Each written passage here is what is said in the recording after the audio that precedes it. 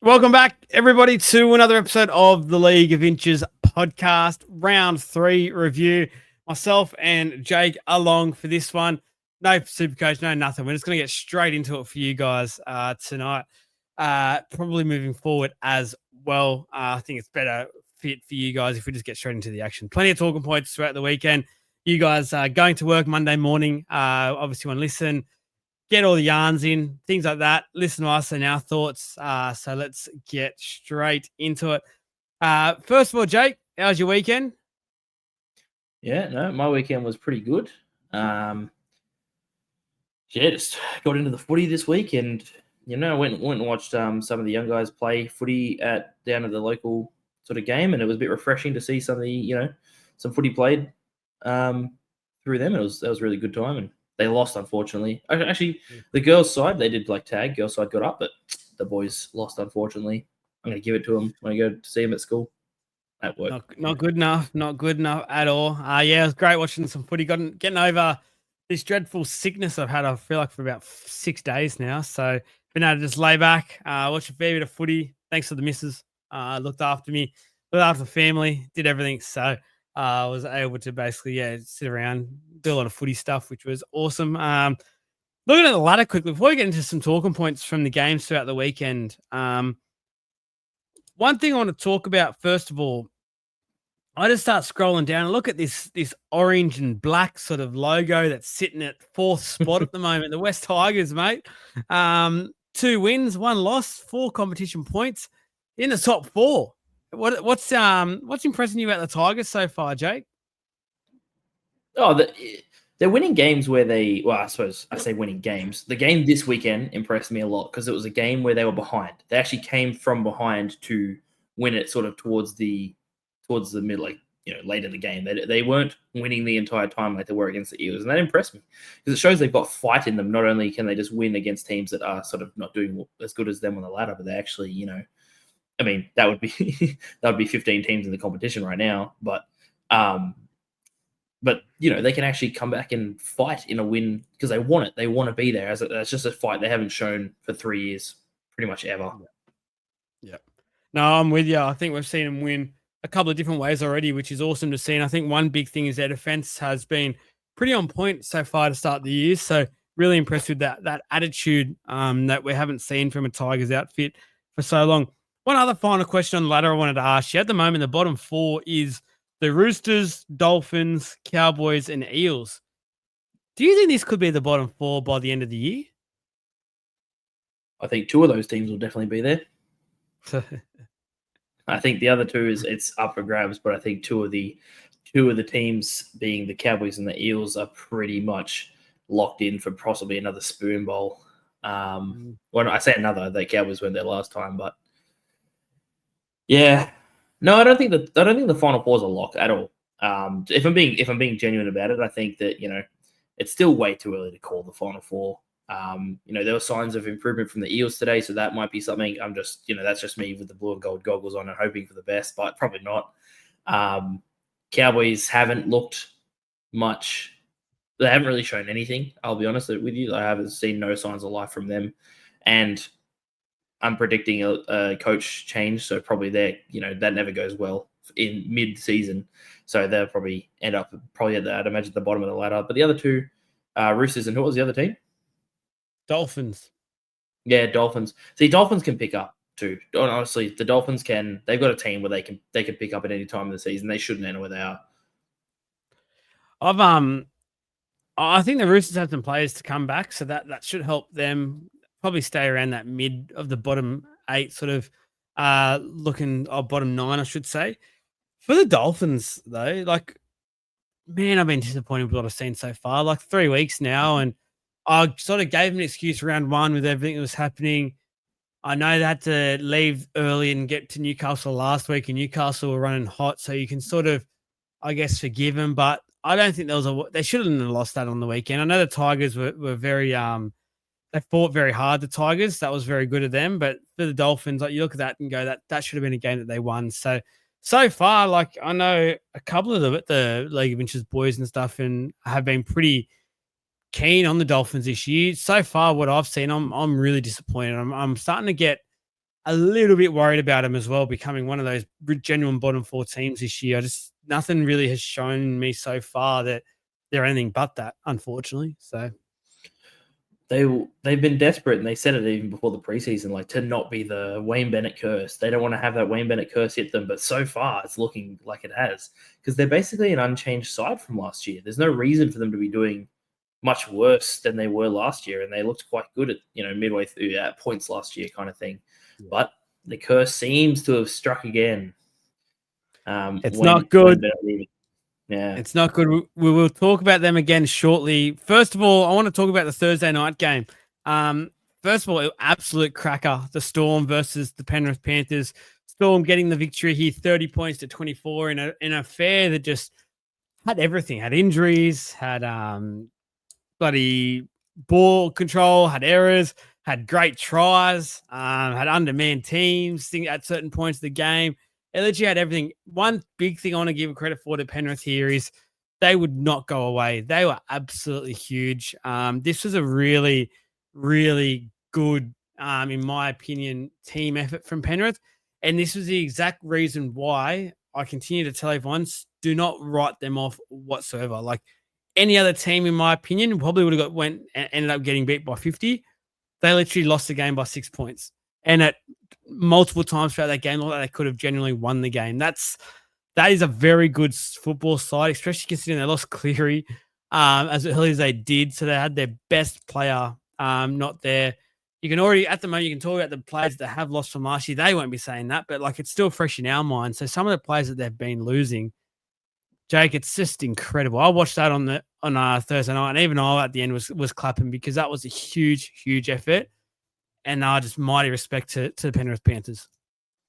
Oh, you have to respect them after that effort. I mean, they already were going into that without, when I say without their top choice sort of halves, I say this because obviously Jack Cole isn't yet the guaranteed replacement for Luai. So you're not going to say, he's their current first choice, but that might change or whatever.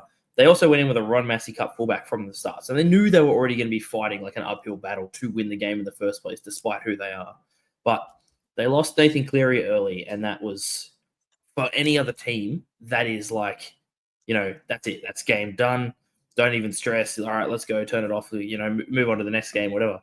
They just went, you know what? I honestly reckon the Panthers have forgotten how to lose.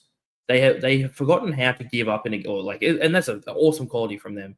But it was just so impressive because it kind of felt like it was try for a while there, and they just, the same thing as kind of what the Roosters did to them the week before, where they just kind of stuck with it and just did not let the Storm run away with it.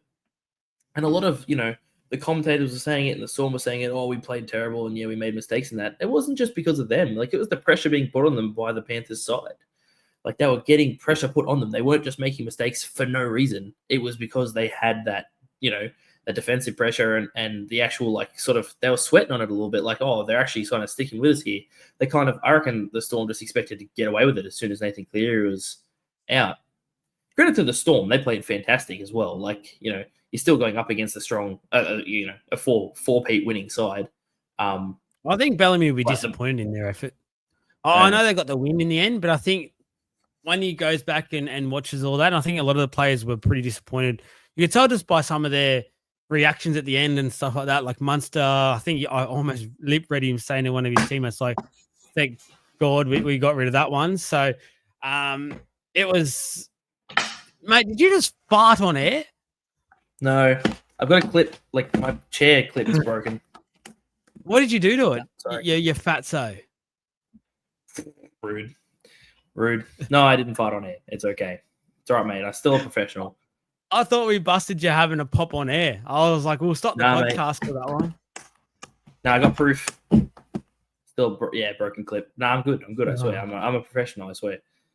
One final shout out in this game. I think the young halves for Penrith. I know they didn't get the win, but the way I think Jack Cole stood up, it did take him maybe a couple of minutes to really warm into the assignment once they did lose Cleary, and that probably initial holy crap stage had passed him. I thought he really stood in the game nicely. And Blaze Talangi, I know a lot of, say, Para supporters out there quick to bag him and say he wasn't quite up there and yet his defense is poor, things like that. mate, from what I saw on the weekend, even without Cleary, this is at the moment, he's more than ready for this stage. And I think Penrith have got an absolute gem in Blaze Tongi. Oh, 100%. Like, we already knew as Eels fans that his attack was not the issue. He can attack, he can run at the line, like he's got a crazy bit of footwork on him. We did know defensively he had issues, but you know what? The whole Eels team had defensive issues last year. We've seen him miss. He doesn't really miss his one-on-ones. He just kind of makes some poor defensive errors that leaves him a bit vulnerable at times. But once you go into that Penrith system and, you know, he works that out by the system and he knows exactly where he stands and what he should be doing. That's not going to be an issue anymore. I think he's going to eventually be the right person to slot in for where Jerome Luai was over Jack Cole, because he's more similar to that position, and I think he's going to do a great job for them. I really do. Yep. There was a couple of injury concerns for Melbourne coming out of this one, so keep an eye on that over the next couple of days. We will keep you guys up to date once we know as well, with some scan results and things like that. The big talking point that came out of this one, though, it was hotly debated in a lot of chats I was seeing. Wasn't really involved with it because I was not feeling up to it, so I was more so just reading and stuff. But the Munster tackle, I've now got myself back into action, so to speak, Jake. And I want to know before I say anything about this. Now, he's gotten away with this. There's been no charge, things like that. But what do you think of this tackle that we're seeing? Obviously, the one on Liam Martin, where Liam Martin made a break, he grabbed him, ended up going down and taking him. Martin stayed down, had a sore ankle by the looks of things. What was your thinking? Okay, so I feel like you're not going to agree with me on this one, but I'll say it anyway. I don't believe that's a hip drop. That's never been what a hip drop should be. That's not what it was in the first place. What a hip drop originally was after, like, when you're holding the man for a tackle, intentionally dropping your hip low into them so that they fall, like dropping low hard into them, and you're landing on them, like making them land on their ankle, or you land on their ankle or on their leg kind of thing, and doing damage. The difference there was he was behind him, right? He was behind him. He grabbed onto the back of his jersey and then used his momentum to pull himself towards Liam Martin, like, to then get him down. I think a lot of the time hip drops are over-reffed because of the injury that they can cause and stuff like that. And things that aren't hip drops get called them a lot of the time. And I think that was another case of that. But I think he got away with it correctly. Like, I get in a game sort of calling it or whatever, get put on report, but I think he definitely didn't deserve some sort of fine for it after and that type of thing. I'd even argue, because a lot of the time it seems like when a player gets injured, a penalty gets called because of that, right? But that isn't always necessarily something that the player defending them or whatever has done wrong. I don't think there was anything that Munster even did wrong in this one here. Just because a player gets injured doesn't mean the other player did foul play. It is a contact sport. People hit each other very hard, okay, in this sport. I have a feeling you're not going to agree with me, so I'm willing to let you, jump in, say a piece. But I definitely don't think that it should have been a fine there, personally. No, mate, look, honestly, I'll respect your views on it, and I think you explained your views very, very well. Hard to come back at you, to be honest. I think the way you've worded things, you should be a lawyer. What I will say, though, in watching it, is the actions by Munster were quite dangerous in a way. And I think he's extremely lucky that in Martin's running technique, it was his opposite leg that was down the ground at the time that Munster fell. Because if it was the side that Munster did fall on, I think this would be seen a lot differently than it currently has been. So I think there would have been a suspension involved, whether it was the textbook hip drop. I'm not saying it was. What I'm saying is I've seen plenty of them penalised and suspended in the past. And that's the sort of tackle I don't like to see. I know people that have been rubbed out of the game personally because of a tackle exactly similar to that. I know how dangerous they can be. So I just don't like it. And the other thing I'll point on this before we move on, I noted down when I was watching this game, Melbourne got away with murder. When I'm talking murder inside in the ruck, like they got away with so much, or so many times, like in the play, they would just grab the guy's hands or something. They were really like squeeze down on the arms and bend them and pressure on the head, things like that. And they're getting away with everything. And I just think all the build up to things like that, they need to start being very careful, because if that's coming up so clearly for me on my TV screen, surely the referees in that by now are starting to click onto this sort of stuff. And yeah, I just think the Storm have to be really, really careful with this tactic that they're going along with, because it's very clear, it's very blatant. and for mine needs to start being penalised a lot more than it is. And I'm surprised, to be honest, even when they had continuous sort of penalties in and around the ruck, there wasn't a sin binning, because there was a few times there where they had like 3 or 4 in like real quick succession, and it was an obvious ploy. And I think it needs to start being penalised more severely in terms of using that sin bin. Mate, I think that the amount of stuff that both teams got away with that game was unbelievable. I think Adam G did a good job to put the whistle away in some degree. Like he does like a free flowing game, and I will admit that I'm a big fan of that personally, as long as it's consistent on both sides. And he sort of did make it. I'd say it was pretty consistent on both sides. At the same time, what that does sort of mean for the viewing is, geez, both teams looked a little bit grubby to me, if I'm being honest with you. Melbourne more than Penrith in my eyes, and this is just a personal, like, this is what I saw in my viewpoint. I think that I think Storm were lying on Penrith way longer every single tackle, and they were rubbing hands in and rubbing elbows into heads and stuff like that. I'm seeing lots of stuff like that, just nothing being called. But you're right about like the intentional offsides and stuff like that. That needs to be sent so much faster than it sort of has been. But yeah, I am really glad to see Adam G back in the game, because I love a game of free-flowing footy where the whistle is put away a little bit. I really do. Yeah. To that degree, though, I think that when there is foul play, it needs to be called every time without fail. And that doesn't seem to sort of happen, at least in that game specifically. It definitely didn't happen for either of those two teams. They both just got away with so much. But neither team can really complain about the other team getting away with heaps, because they both did. Yeah. No, I agree with you. Moving on, we sort of, with our Sunday shows, guys, by now, we normally just talk about the sort of the talking points. We don't go too in-depth game by game. So for the next one, the Warriors versus the Roosters, don't really have anything to talk about. I, to be honest with you, thought it was a very dour affair. A hard watch. I know a lot of people that have said similar about this game. What under the Warriors, they end up getting it done 14 points to 6, but not much that either side, I think, can take away from this one, apart from the fact that the Warriors end up with the 2 competition points. I'll say this. I was extremely disappointed with the Roosters, and I bet you they would have been so disappointed with themselves after what they did the week before. I tipped the Roosters because I thought the confidence level that they would have gotten out of what they did against the Penrith might have like jump-started them into a bit of a run kind of thing, but nothing. They gave us nothing. They showed that they are where they should be in the competition. And that's, I think that's honestly where they'll sit for a little while until they can figure it out, once they get some people back from injuries and stuff like that. Because they did such a great job to stick with the Panthers the other day, but they showed none of that grit, none of that determination, and none of that skill, to be honest with you. The amount of errors from both sides in that game just made it an absolute slob fest. It was a clanger, to be honest. Yeah, and you're 100% spot on. Like, in a way, I felt like it happened to a couple of teams this weekend, where we're already seeing this week-to-week sort of unrelentlessness of how close this competition can be at times.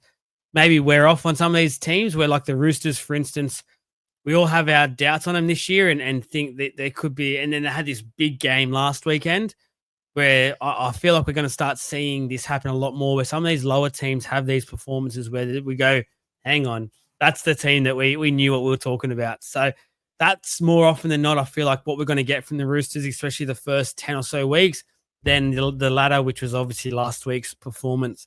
The other Friday game, the Broncos overcoming the Cowboys 26 points to 16. In a way, the Cowboys were pretty brave here. There's a few talking points. I want to go on the Cowboys first, Jake.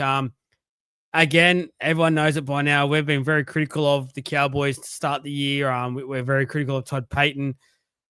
We think he'd probably be the first coach gone. I think they keep going this way. They will be. I want to start to sort of twist the blame slightly, though, at the moment, because I watched a game on the weekend where they made a pretty big call. They dropped Tom Duffy after his second game of first grade, a rookie halfback. They put in Clifford, and then they've obviously gone with the likes of Drinkwater, Dearden, and things like that, which you can't blame. They're top quality players. But in my opinion, it felt like a point at Tom Duffy and saying, you're basically the reason we're losing these games at the moment, and our performances, which I think is extremely harsh. And it showed on the weekend that it had nothing to do with Tom Duffy because, first of all, I don't think Jay Clifford did anything at all in that game to justify his immediate start back in that team. I would have actually liked to have seen Duffy in that sort of game where they did have a few more opportunities. It's probably the more opportunities they've had so far over the opening few weeks. The second point I want to talk to you about is Drinky and Dearden. So obviously, that's Scott Drinkwater, Tom Dearden. I have been so disappointed in what I've seen from both of these players to start the year. 3 weeks in, I feel like both have been anywhere but a football field for most of it. There's been so many mistakes, so many errors in their game. Defensively been quite poor as well. This is someone like Dearden. I was so high on him at the start of the year. I thought this was his year to really, after last year's Origin performances, and I thought he had a huge year to really step up now and become basically the halfback of this team in a way, like it was his team. He's done anything but. He's just gone so far backwards, in my opinion. Yeah, I mean, he has gone backwards. I mean, look at what he did last year. He played Origin for a little bit. He played half 5'8" for Australia with Mitch Moses. He obviously got chosen from what he did last year. And I think if Mal was looking at his form this year, he would go, I know that obviously Munster was out and whatnot, but I think he would look at him and just go, no way, I'd pick someone else. You're right on the sense that I think Duffy, it's unbelievable to me that they're like that Payton's going to drop a rookie halfback after 2 rounds where he was not the issue. I don't think he he might have been maybe an issue, a minor one compared to the rest of the team, but he's also a developing halfback. You have to give him time. That's just as simple as that. What I think about, I'll just quickly say about Drinkwater too. It's the absolute same thing because the last 2 years the guy has just surprised sort of everyone as well. So I don't think anyone's expected the performances out of him that we've been getting. And this year now it's funny because we're all being surprised by his performances again, except this time it's not for the right reasons. I think what's happening with Payton specifically, right, is I think that he is definitely worried about his job. He wants to keep his job. And so what I think he's done is he's kind of falling into that, okay, I know what has worked for us in the past. So what I'm going to try and do is maybe play our more like, not senior players, but our players who have done it. And I think he's falling into the same trap that Brad Arthur did when he had that one group of sort of players he sort of trusted to dig him out. He wanted them to dig him out of that hole themselves. And I just think all that's happening is he's digging deeper. And I think it's going to keep happening because I don't think he's going to try. I'll admit this. Fair play to him for trying to drop Jeremiah Nanai and trying to sort of spark something in him kind of thing. And he had a pretty decent game, I'd say, sort of himself. He had an all right game coming back up from Reggie's. But, yeah, I don't know. The thing is that I don't have any answers for him either. Like, it's not my job. I don't get paid however much $1,000 he gets paid a year to do that. But his senior players need to step up, and they need to step up now. It needs to be immediate. Yeah, there's no sugarcoating it. I think now you're 3 weeks into the competition. It's all guns blazing, and if they have too many more losses, they're already going to be finding it very, very hard to climb back and play any sort of finals football this year. So, yeah, I just think both of those star players in that football side really need to start stepping up. Payne Haas for the Brisbane Broncos. This guy, honestly, he is an absolute freak. I cannot keep talking about and trying to come up with the words to explain what this guy can do on a football field and how highly I rate him because, again, you go off to the personal stuff as well that's happening to him off the field and has happened to him and how he just continues to come back and at the moment he's doing Ramadan as well, which makes this even better. Jake, he's just... And I put a post up about it. And the more I think about it, the more I'm legit on this as well. I legit think we're in a time at the moment where we're living our life watching the best front row forward who has ever done it play the game. I think he's that good.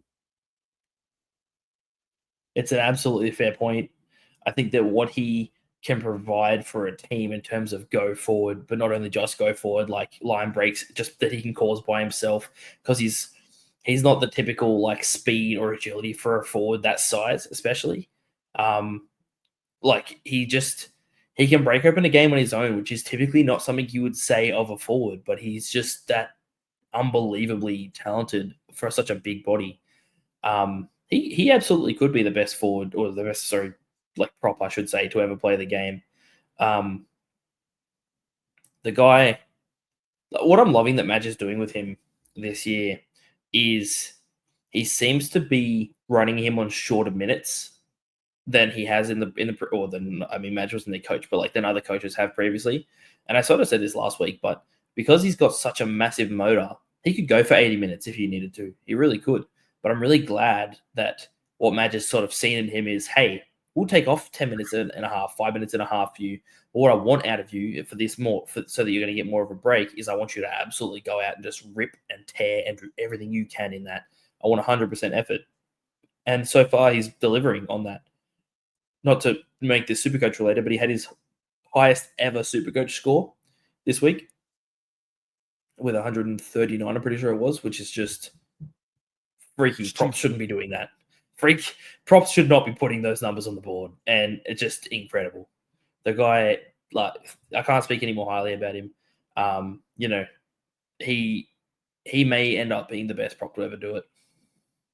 He played for 71 minutes on the weekend. I know what you're saying, and it felt like he did have more of a break, but he played for 71 minutes. He just, I can't keep talking about him. I just think, and I saw a few people in the comments of that post that I put up yesterday say, it's against the Cowboys. It hasn't just been the Cowboys. He has been on fire to start the year. Yeah, he's been on fire. Consistently, he's just an absolute gun. He just is so good. And I'm not disrespecting any of the past players. People bring up Webkey, Steven Seaver, things like that, and not trying to be disrespectful at all to any of these guys. But in my opinion, they have not been able to do what Payne Haas can do at that level consistently. He's got a step on him. He's got an offload. He's got everything in a prop. Someone asked me the question the other day. I think it was in our chat. I think it was one of the boys, and they go, if he was playing 20 years ago, where would he play? He's just that big that you have to naturally say prop, but he's got the skills where you could probably get away with him 20 years ago playing anywhere. Imagine him on a second row. Imagine him on an edge.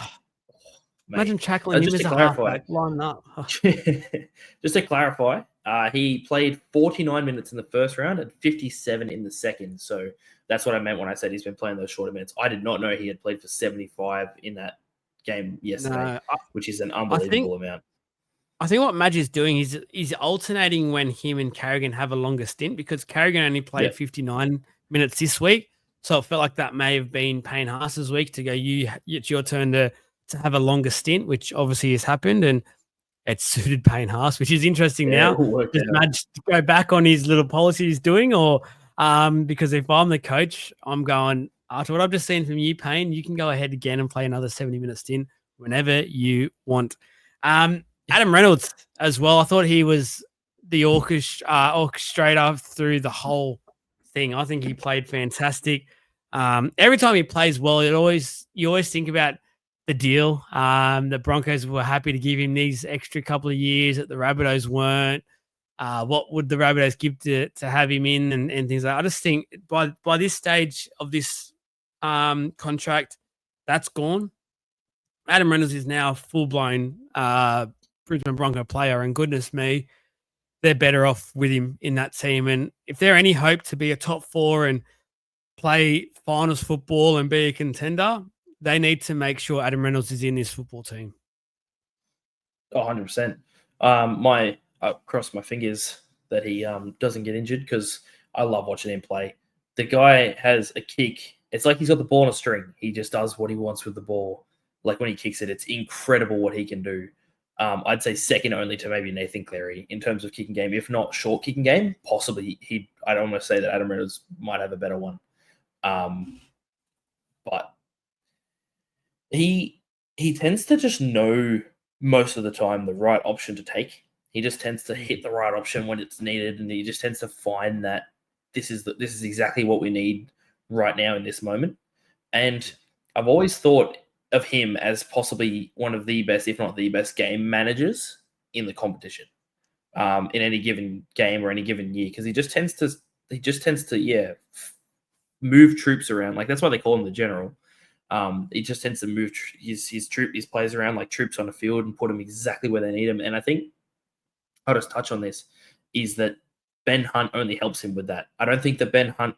Well, I remember we sort of talked about how we thought, if they got off to a poor start, maybe those two would sort of have their own factions or, of who wants him to be a half and stuff like that. He has taken on to his job perfectly. And I think he is working off Adam Reynolds so well in the sense that he's not taking over that, that game general. He's just going, sweet, I finally get to run. I get to have creative freedom. I get to enjoy myself. And he's showing it as well. So those two in the halves is looking incredible. Oh, mate, I can't agree with you anymore. So, another one that happened in this game, obviously the Reese Walsh, the shoulder charge, going in to save the try, I guess, that Tuolangi was about to score, came in, hit him with the shoulder, was penalised but stayed on the field. There's a few, I guess, questions for this one for you. First of all, do you think it was a shoulder charge? Second of all, if they penalised it, the NRL was saying it is a shoulder charge. Why the hell did he stay on the field? Because in my opinion, try scoring as well situation, that should be an automatic sin bin, and he stays on the field. That decision absolutely blew my mind. Whether you think it was a shoulder charge or not, completely irrelevant debate. But the fact that the NRL has said, or the referees said in this instance, it was a shoulder charge, they penalised it, it had to be a sin bin. Like, it had to be. I definitely think he needed to come off the field. What I think was personally, I wouldn't consider that a traditional shoulder charge. It was direct and forceful contact to the head. That's where he needed to go. He needed to go off because it was direct and forceful contact to the head. But he did look like he was trying to wrap that right arm around, and it's just that Tuolangi kind of had his head sort of down, that his shoulders made contact with it. Doesn't matter. Irrelevant. So many people have been sent off for that, and I think it's just because he's a small fullback that, it didn't look as bad kind of thing, and that referee's gone, oh, whatever. And it's dumb because you have players like Victor Radley or whatever who will tackle someone not even near their head, and they'll get sent for it because they've got a reputation. And it's kind of bull. It's a bit of bull because he made direct forceful contact to his head and denied a try scoring opportunity. Go on straight away, 10 minutes, 100%. I fully agree with that. I just couldn't believe it. And I think the NRL they're going about trying to protect the players' welfare and things like that. That's a clear stuff up, in my opinion. That just, I couldn't believe it. Just before we move on, just on the Reese Walsh as a player, I guess, his game and things like that. I don't think he started the year too well. I think that's fair to say. I think he's been very much below what we expect from Reese Walsh. In saying that, though, I don't think last year he was very good either. So, where are you at with Reese? I feel like there's a fair bit of pressure starting to come his way, and I'm thinking he's starting to feel it. I think by his reaction on the weekend when they got the win, but you could tell he was quite dejected still, and I felt like he might be either starting to listen to some of the things that have been said to him, knows he's got someone called Kalen Ponga breathing down his neck, and basically, in my opinion, has the one jersey for Queensland almost sewn up already. He just needs to make sure he's fit for Origin 1. I think a few little things are starting to really wear on Reese Walsh. I just think he needs to straighten up his attack. He runs so sideways all the time, and that's losing him and the team heaps of go ahead.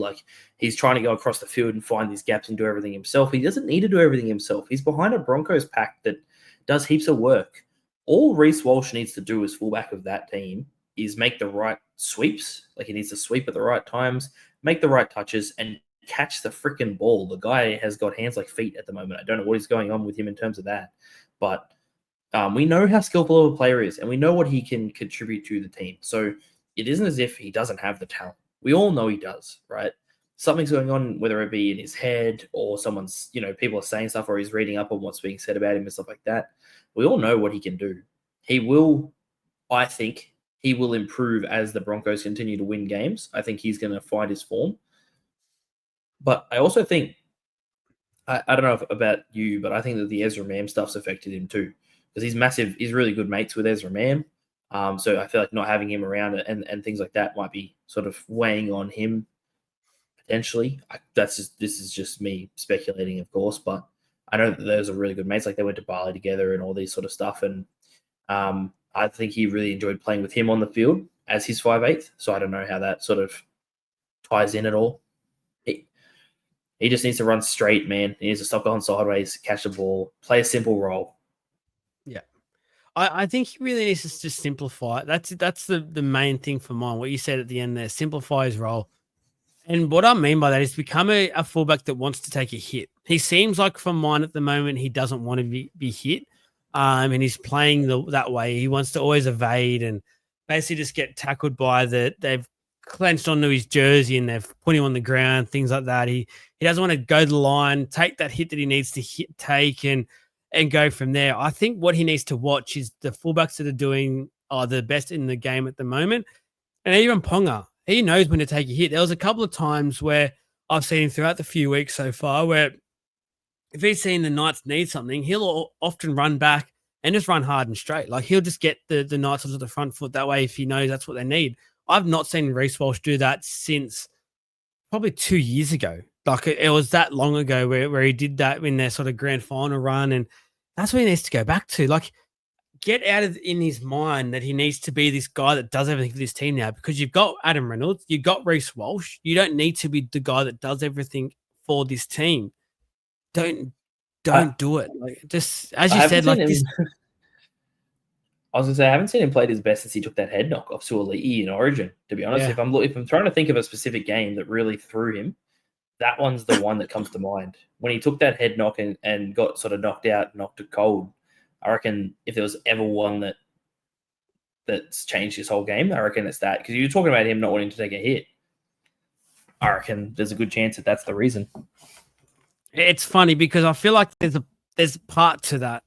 And I think what it is as well, it's open the eyes to every opposition that plays against Reese Walsh. And they know if they take him out early or they try and hit him, he's a completely different player for that game. That's what we've seen so far from Reese. And that's the game plan. Go after Reese. And so far, he hasn't shown a plan B and that he has a plan B. And everyone so far has exploited that fact. And if the Broncos, in my opinion, have a really good chance to be a top 4 genuine threat this year, but to be that, they need Reese Walsh to be back up to his 8, 9 out of 10 games. And at the moment, I reckon he's lucky to be a 6. And that's a concern because they're only going to get so far with him playing at that level. They need him to go to a completely whole new level to really trouble those real good top teams. Because from last week, from Friday night, if they were versing probably any of the top 4 or 5 teams in the competition so far, they wouldn't have got the win. I know they had some really good players in Haas and Reynolds, but they were just missing that bit of flair that other teams would have been able to go, yep, it's sweet. We know what you're doing here. So he needs to just control himself a bit more. In training, it sounds funny, but I would honestly say this week, if I was Reese, I'd go up to Payne and Paddy and go for 15, 20 minutes. I want you guys to go as hard as you can at me. I want you to rough me up a bit. I want you to just get whatever this little fear is in me at the moment, get it out because they're 2 of the biggest players in the NRL. So if there's anyone that can do it, it's your teammates and just take advantage of the fact that you got 2 big poppers there. I'll tell you this, 15, 20 minutes maybe might be a little bit much, mate. I think you don't want to kill the guy. Jesus Christ. Let's go. Get it out. Get it out. Even the rest of the week off after it as well. He wants to have some brain cells left. He'll be right. Next game up, to be honest with you, I was still getting over a few things here, and I didn't watch the Sharky South game, so I'm not going to comment on it at all because I fell asleep about 10 minutes before the game started. Woke up with it about 3 minutes before the game finished. I seen the Sharkies had a great first half, and in a way fell asleep in the second half, which is a little bit concerning. But I got nothing to add on that game, Jake. Oh, I'll talk about the 3 first try scorers for the Sharks. So Nico Hines, it's the coach sort of came out and said he was good. He was good. It's a bit funny how the coach played 5'8". Fitzgibbon. Yeah. It's a bit funny how Fitzgibbon came out, and I fully agree with him. He's kind of going it's really funny that Hines keeps getting this because it's like, what does he have to do to stop this criticism on him? How many games does he have to help them win before he stops getting labeled as a scapegoat kind of thing? And to be honest with you, I get it because it's all it is the money he's on. If it wasn't on the money he was on, then he wouldn't be in as many conversations as he is, saying he's playing poorly because he had a great game. He had a great game against the Rabbitohs who were flying. He did well. The next person I want to talk about is Britton Nakora.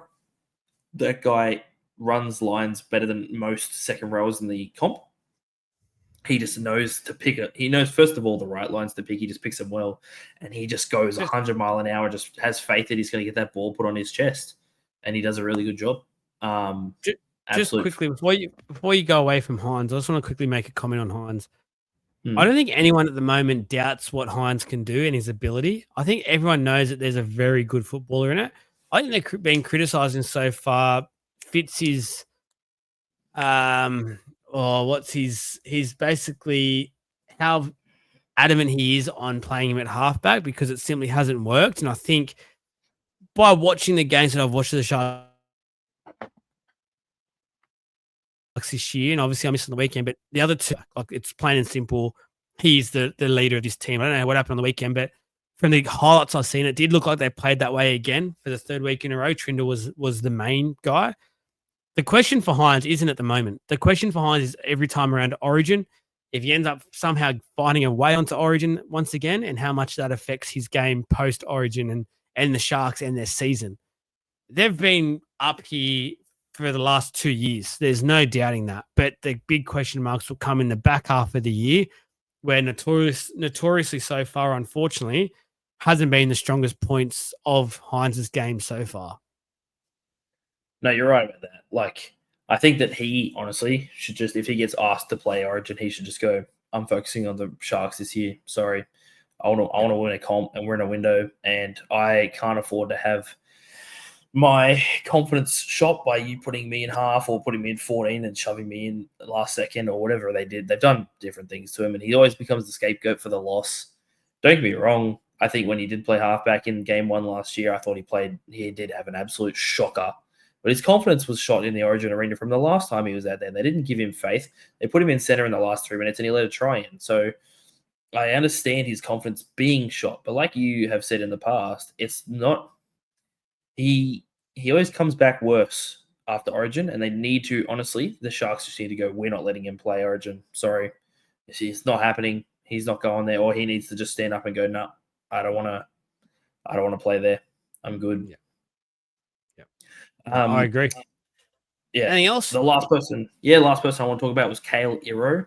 This kid came on as a backup center last year. I think it's so funny to me. He came up as a backup center last year where, no one really expected these massive sort of things out of him. And geez, he has just stayed so consistent every game. He doesn't really do anything wrong in any of the games I've seen him play. Last night was no exception. The try he scored was awesome. He had a really nice try that he scored. And the kid is just probably the epitome of consistency at the moment, and he has been since he's come into the game. I have not seen him have an inconsistent game like yet at all. He just does the same thing week in and week out, and it's good to have players like that you can depend on, especially at a high level. Like obviously he's consistent, but consistently high level performer. Really awesome performance in that game as well. Man, I can't talk highly enough of Kyle Iro. I think he's an absolute gun already. Who is, in my opinion, would not look out of place at that State of Origin level, even as early as this year. I think he's come up leaps and bounds, and I'm so high on him. Next up, the Tigers beating the Dolphins 30 points to 18. Dolphins side of things, quite disappointed that they weren't able to get this win. The positive that I will talk about them at the moment, and Isaiah Katoa, his running game was on fire on the weekend, and he looks so dangerous every time he touched the ball. But again, and we've spoken about it a number of times already, I feel like this year, he needs some help. He needs some serious experience next to him to help him get the best out of his game, because he's nowhere near that organising proper 7. And by looks of it, the strongest point of his game so far has been his running game. So he might even develop into a better 6 than he is a 7. They need to fix that. They need to find a way to get the best out of his game and get the best out of the Dolphins game, because at the moment the Dolphins are struggling. And in a weird way, that's because of Katoa. He's not able to get him around the park like a not normal 7 should. His kicking game, for mine, isn't quite up to it either. I think their kicking game is really lacking at the Dolphins at the moment. But again, his running game for mine just really excited me. I have actually said it for a while, and it's a bit interesting because a lot of people disagreed with me when I've said that I think he's more of a 6 than a 7. I've actually said it for a very long time. In terms of his kicking game, I'll give him this. He's got a long kick on him. Geez, he can kick you out of trouble if you need to. He's got a boot on him in terms of distance. Short kicking game, not as strong, potentially. But yeah, like the guy, he's got a great running game. I've said this early in the preseason, and I'll say it again. Cody Nikorima is not the guy that needs to be next to him in that. I don't know if they have some junior that they can get to start playing. They need to do something quickly. I think if they want this year to be something they can turn around, I think Cody Nikorima is a really good 14. He could play 14. He could do that sort of role because he can come on at hooker. He can come on in the halves if he needed to. He could probably play in the centers if he needed to. He could be that sort of that plug the gap kind of player, but I just don't think he's that starting quality player. They need to try and get someone across as soon as they can that is an organizing half, and let Katoa honestly play 6. I really think that. I have for a while. Interesting to see what they do try and have happen. Like maybe it sounds crazy, but maybe even make a play for like a Hastings just for the stopgap solution.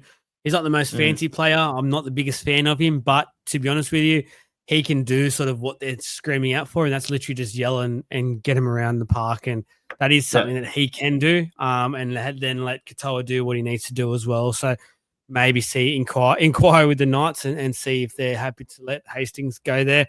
For the West Tigers, we already gave him a wrap at the start of this podcast. So I think another good thing to mention is when I look at their side and look at someone to talk about, there's really only one person that sticks out for me. The rest of them, they had like good games and stuff, but there was no like full-on stand. And I feel like in the past, anytime that the West Tigers have had a win, that means they've had like 6 or 7 standouts. So this again is a good thing in my opinion because the teams just stuck together.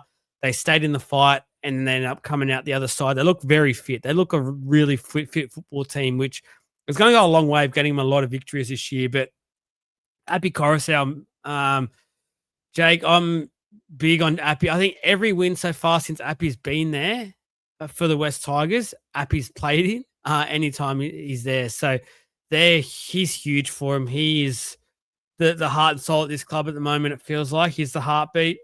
He was toying with the Dolphins at a dummy half. It was a clinic. Any dummy halves out there, if you want to learn a bit more of your game and just get better, please go back and watch this game on repeat and just focus on what Api Coruscant does.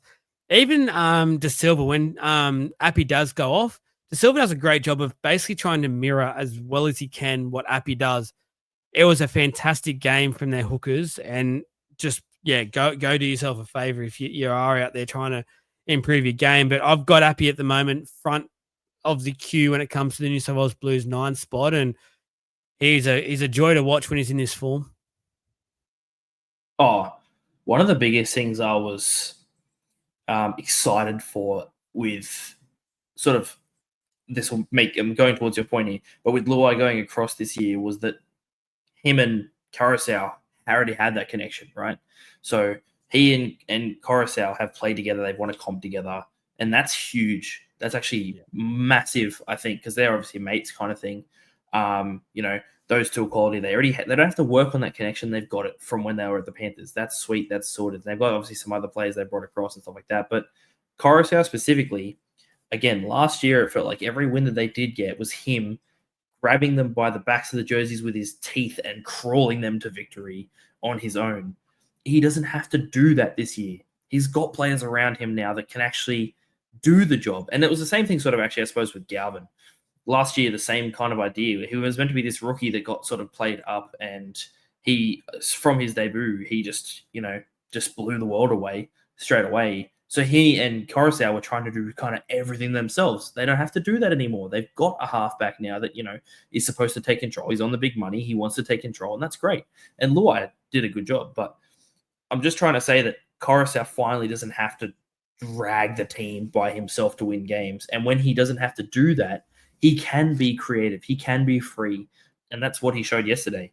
Like, he looked like he was having more fun than he's had since he's been at the Tigers. And I don't blame him, to be honest, because he had a platform. He had forwards to work off that let him have a bit of go forward and, make those scoots, make those deceptive runs. And he looked great.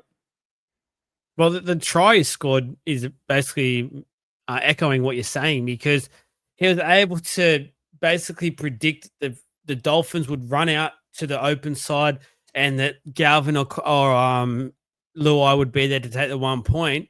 And he basically just threw not even a full dummy. It was like a little shimmy and just took off down the short side, exploited that fact. He thought ahead of him. And that's what the real quality players do. They predict those things. They see it. And he ran off over to the try line and scored a try, which was just class dummy half work. It was fantastic to watch. Next game, the Titans getting it done, 26 points to 6 over the Newcastle Knights, demolished them. Credit to the Titans, played very well in the end. They ended up running away. I think the biggest talking point here is the Knights, though. Completely different football team to what they were the first 2 weeks. Exactly the team that I predicted to be the Wooden Spooners was the one I watched on the weekend, unfortunately. I know they had a few outs. They had Kai Pearce pull out. They had Dylan Lucas. They're both their edges, and that did show their edges were quite weak, in my opinion, but that shouldn't bring on the performance that we've seen. And the worrying sign was, for mine, Ponga didn't look like he wanted to get involved too much either. That was really concerning. Fletcher Sharp tried hard, but just couldn't quite do anything by himself. And I just thought overall that was probably the worst performance of the round. I'm actually going to have to say the opposite to you in the Ponga side of things. Other than that, I agree with everything you've said. I think Ponga tried too hard. I think he tried to do it himself. He knew that they were a failing team, and I think it honestly looked like he was trying to honestly do... he was trying to not only take control of the side and move people around as a fullback, but he just tried to literally win the game on his own, because we know that he's got that in him, but he was trying to do that, and actually, like, he would take big runs around, sweeping runs around the side to try and get outside plays and stuff like that. He just doing that consistently.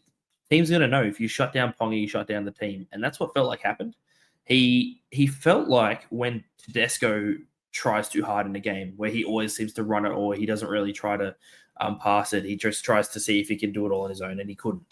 The edges were weak, and I don't think that they particularly looked ever like they were going to win that game. They didn't look strong. They looked, like you said, like the team that's we predicted to sort of come last in the competition kind of thing. I don't think they're going to come last after what I've seen in the first 2, but still, I'd argue that Ponga, instead of saying he didn't do enough, I think he tried to overplay his hand, to be honest with you, and I think that's where he suffered. Fair. I didn't mean as my Supercoach captain this week as well, so I was watching him very close. I just felt there was a number of times where So did I. maybe it was the Knights, they didn't play to a certain style that helped Ponga flourish. I just felt like I just would have liked to have seen a bit more from him, was all. Today's games, the Sunday games, the Bulldogs too good for the Eels, 16 points to 8. Jakey boy, trying to ask you the hard question, obviously, around the Eels, because from a Dogs point of view, sorry, Dogs fans, there's not much to say about you guys, because I actually thought you were very average today. I thought that was a very average performance. Granted, you had 2 of your best players out, your main chief sort of playmaker out, which in Matt Burton, your kicking game was gone.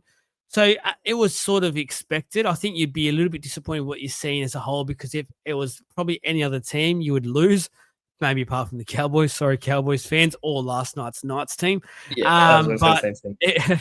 Apart from any of that, it was a very disappointing performance. So, Jake, I want to ask you, because I've already seen online a few Para fans saying, oh, yeah, it was good. The effort was there, much improved performance. But I got to be honest with you, I'm just as flat as I have been the last few weeks, because I wasn't that happy with that performance. There was one guy who was a shining light. I'll let you talk a bit more about it. But apart from that, I was quite disappointed. Oh, look, the performance was improved. You can't say it wasn't improved from the first two that we've put on. That doesn't mean it's what we should accept. It isn't what we're aiming for. It isn't the target. The target is to win. And against a team, I know that we have our main halfback out, but they also had their main halfback out. Okay, so there's no excuse in terms of that. Other than that, we don't really have many of our main players out. We have Bailey Simonson. The rest of them are all in reserve grade that could be called up at any time. I'll say this. I know you said, there was one player that stood out, and I think everyone knows it. Zach Lomax took 30 hit-ups. Have you ever seen somebody, I know this is a genuine question for you because I don't think I have. Have you ever seen anybody take 30 hit-ups in a game? No, it was 30 hit-ups and 303 meters. And let's remember, he didn't even make, there's no big line breaks. He didn't run the length of the field to score a try.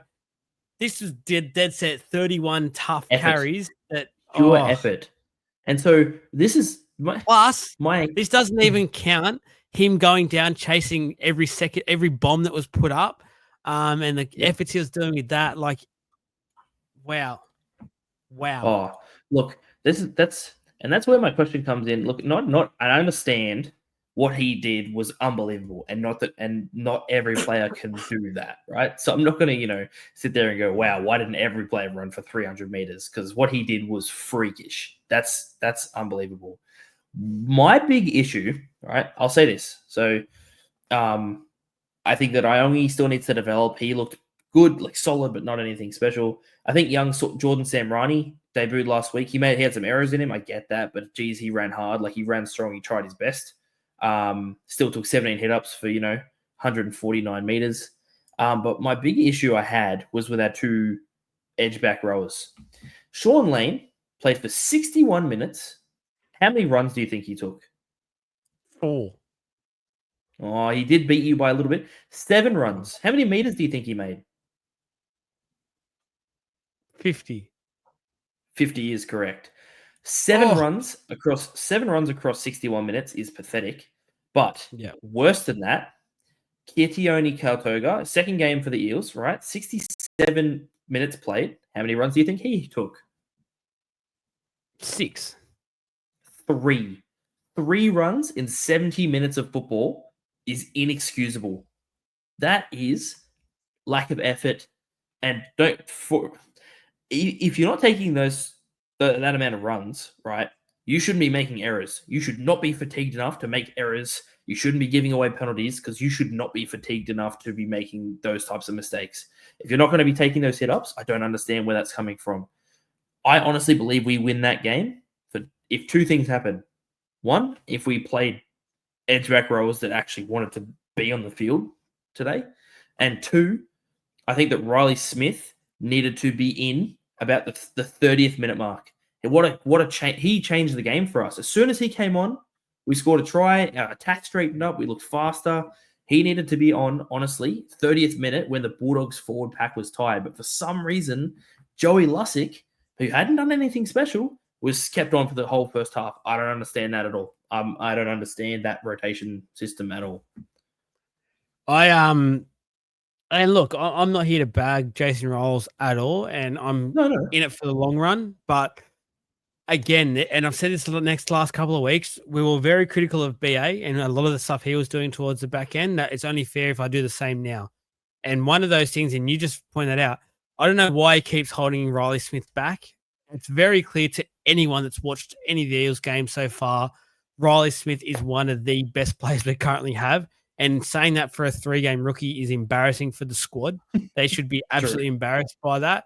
He needs to be getting at least 60 minutes a game. He's apparently the fittest player at the club. Let's just remember that. He beat Gutho's fitness record in the offseason.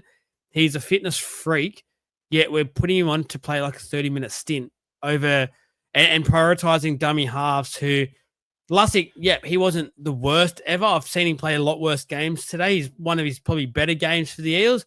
But at the same time, once the Dogs forward pack started to tire, we needed someone who was able to get on there like Riley Smith and start running that ball in and around the ruck and really take advantage of that. So I don't know what his game plan is there, but I think he needs to go back, Jason, and have a look at that. The other one is the back rolls. I know what you're saying, and I'm disappointed by the numbers, but I also feel like that has to be a coaching game plan to have both back rowers with such low numbers when it comes to both the meters and the runs. That has to be a coaching game plan, which in a weird is just mind boggling because you come up against a Dogs team that was without their star back rower on one side, without their 5'8" on one side.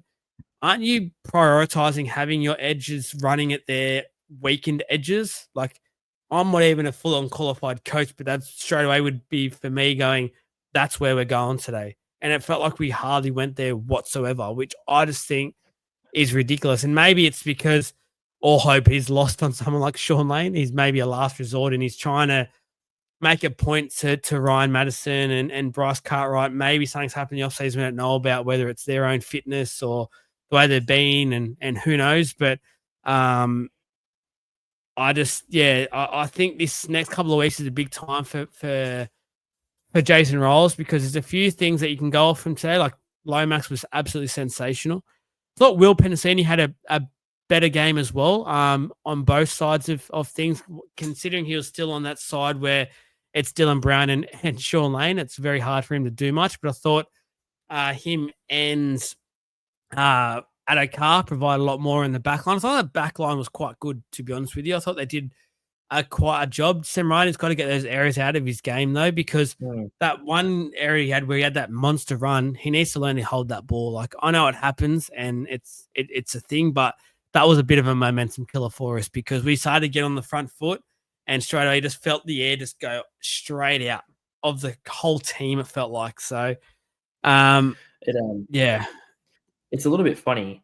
We're all talking about how good Lomax played, right? Well, I don't know if you noticed this, but midway through the game, he switched onto the wing. Yeah. He played on the wing for a lot of today's game. And funny that we all talk about how good of a game he had. Maybe he should stay there. I don't know. Yeah. I'll say this.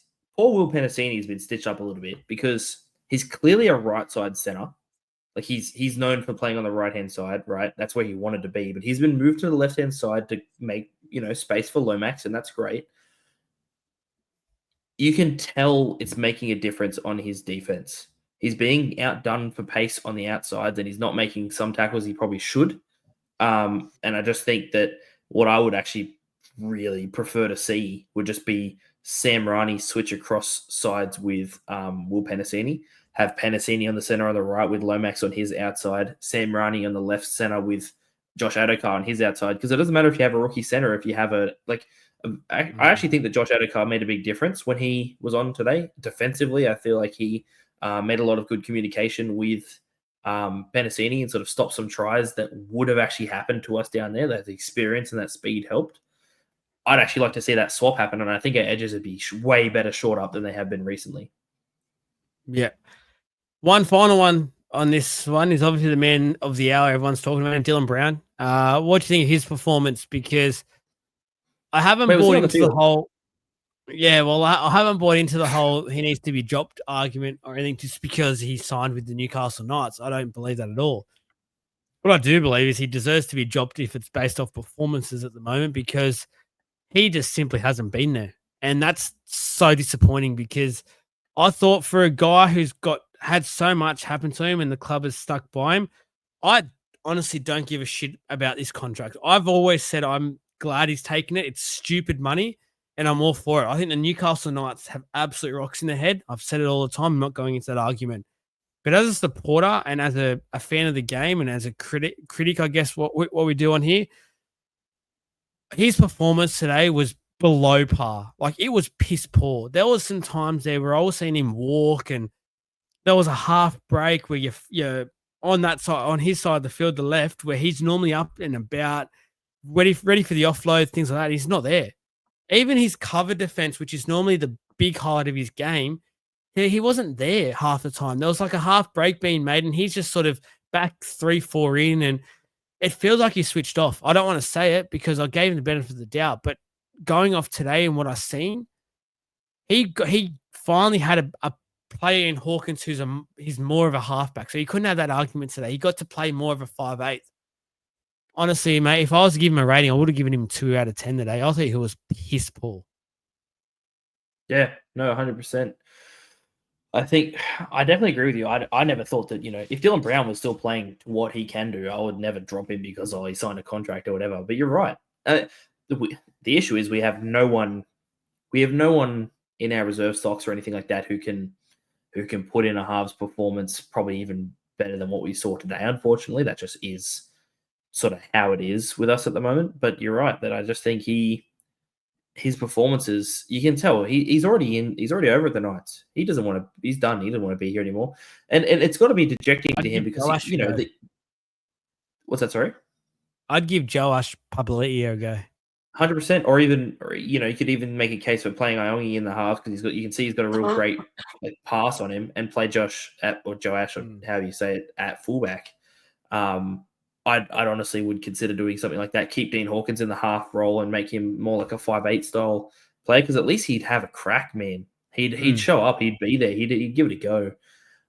It's similar to the Night Star. I'd have that sort of where you sort of go into the game thinking we're either going to score 30 today or we're probably going to get beat by 30. And at this stage where we are at as a club, I would take that every week. I don't care. Yeah. Because 100%. I think Joash showed in the offseason how good he has been, and I think he deserved to be rewarded, and he hasn't been. And I don't like that. I feel like he deserved to have something so far, and feel a little bit for him. And I was going to say it about Will, but I'm a bit worried about Will as well. I feel like we might lose him. I just starting to get this weird feeling. He's got a player option for next year, which hasn't been done yet, and nothing's been spoken about with that or organised. So a little bit worried, to be honest. I'm a bit concerned. This is why I'm saying I'd honestly would try to accommodate him, because you know what, we've got Zach Lomax now. He's locked in with us. Put him on the wing where he should be. Play Jason Riles is the coach. Make that tough call. You know what? If he doesn't want to be, he's shown no signs of not wanting to be there. He's clearly a competitor, and he's not gonna. He's the type of player who doesn't give a crap whether he's going somewhere else or not. He's gonna put in his best performance every week because he doesn't want to look bad. Work his ass off. You put him. Yeah, put him. Yeah, I'm 100% player of the game from both sides. To be honest with you, put him over on the right wing. Put Will Penasini on his inside there, because Will Penasini wants to play there. And honestly, I think we'd have a bit more success, especially once Moses is back. You imagine that side; it'd look fantastic. But yeah, so I think that Riles has massive, massive decisions to make, and it needs to happen. I like that. One thing I've liked about him, and I've said this pretty much every week so far, is he doesn't seem afraid to drop people. There are two names he has got to drop this week, but I think that Smith should start and Papali should come on the bench as like an X factor, like a Wishart style player. That's what I would like to see personally. I think that Riley Smith needs to start and he can play 80. There's no reason why he can't play 80. And you have Joash Papali on the bench ready to go. Fill him in at fullback, fill him in at center, fill him in at wing if he needs to, or if someone gets injured, he can go in and jump in there. He can play anywhere on the field, and he just brings X factor. That's literally all that Tyron Wishart does for the Storm. Yeah. 100%, mate. 100%. Last game for the weekend was obviously Manly pumping the Raiders 40 points to 12. A weird game because I was watching at the start, and for the first, 20 odd minutes, back and forth, sort of Manly were sort of the better of the possession, on the line, but the Raiders just withstood everything. Then the Horsburgh sin bin happened, was offside, prevented a player from, looked like he was going to cross over and score a try. I'm not against the sin bin. I don't mind it as long as it's consistent. I like that. If it was a try score and it was a blatant foul, a penalty, don't mind it. But goodness me, it was a game-changing moment because I was looking forward to it, and then all of a sudden, Manly, credit to them, exploited the opposition's weakness. They had one less player, went on a rampage, completely changed the momentum, had it everything, and didn't let go of it. So that was a credit to Manly being that sort of a football side. We know what they can be like that. But that sin bin left a bit of a sour taste in my mouth because I thought we were about to witness a really, really good game. Yeah. I mean, I'm not against it either because he was very clearly offside. He didn't even get near the line. Like, it was a pretty clear sort of professional foul there. But I think, especially with the way that Horster has been playing, and when he came back on, he did a good job. But you had to make up for that 10 minutes when he wasn't there, and no player can do that unless they're scoring 2 tries. You know what I mean? Like, he just left a 12-on-13, and what Manly has this year is they are such a high potent attacking team that if you leave a 12-on-13, they're gonna absolutely punish you for it. And that's exactly what they did in a 13-on-13 match. I think that there was every chance that the Raiders could have done better than they did. But it seemed like after Horsburgh went off, their heads just went, we're out of it. It was very un-Raiders like for what this year's been, but also we just sort of did talk about it at the start of the season where we said they're a team that might surprise teams, but they're still not going to be in that top 8. And they showed that they have that type of game in them. And they honestly could have won that game. Yeah. One final point I want to make, and it has nothing to do with this game, but it's on the Raiders. And this is a bit of I feel like the NRL is giving them a bit of a slap in the face here, because let me just quickly explain what I'm going to talk about here. So round 1, they're in Las Vegas. Round 2, they're at home. Then they went to Sydney this week to versus Manly. Townsville next week. Back to home in Canberra. Then it's to Darwin. And then it's to the Gold Coast. Let me just say, the Raiders did the NRL a favor by going to Vegas. I know they got probably a bit out of it as well, and the brand and exposure and things like that. But they were one of the teams that ended up going. I think the NRL has done absolutely piss poor to help the Raiders in a way that just give them that extra home game or something to start. Give them something to make things a little bit easier for them, because I look at that and I just think that is completely unfair. That, yep, there's going to be some teething issues post Vegas that we've seen before from other teams, but it just feels like they're having a lot more travel than they should be, and it just doesn't seem very fair, Jake. No, I don't think it does either. That being said, that being said, they're going to get a good run of home games sort of later on. But your start of your season is the most important. I'd say your start of your season and right at the end of your season are your two most important sort of crucial times. And you are right in the sense that the NRL is kind of putting them in a position where they're expecting them, I'd imagine, to not do all that well. They need, the teams that go to Vegas are obviously going up there. They're trying to put on a show because the NRL wants that to happen, and they're trying to force that. So they have to get something out of it. But at the same time, when they come back, I think that a team should not. I don't know if I should say a team should get a softer draw. They just shouldn't get so stitched up. Just at least make it even. Yeah.